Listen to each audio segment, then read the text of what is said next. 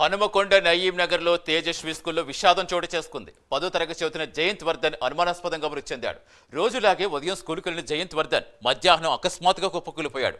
Bald ముక్కు నుంచి రక్తం వచ్చిన ఆనవాళ్లున్నాయని తల్లిదండ్రులు అంటున్నారు. తమ కొడుకుని కొట్టి చంపేశారని తల్లిదండ్రులు ఆరోపిస్తున్నారు. పోలీసులు సీసీ ఫుటేజ్ పరిశీలిస్తున్నారు.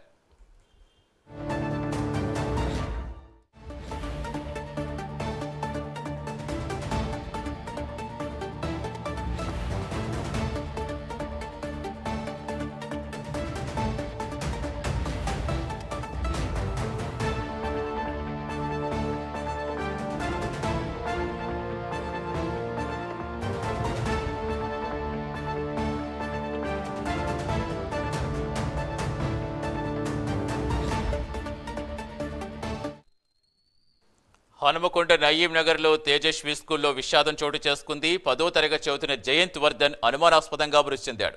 రోజులాగే ఉదయం స్కూలుకు వెళ్లిన జయంత్ వర్ధన్ మధ్యాహ్నం అకస్మాత్తుగా కుప్పకూలిపోయాడు. బాలుడు ముక్కు నుంచి రక్తం వచ్చిన ఆనవాళ్లున్నాయని తల్లిదండ్రులు అంటున్నారు. తమ కొడుకుని కొట్టి చంపేశారని తల్లిదండ్రులు ఆరోపిస్తున్నారు. పోలీసులు సీసీ ఫుటేజ్ పరిశీలిస్తున్నారు.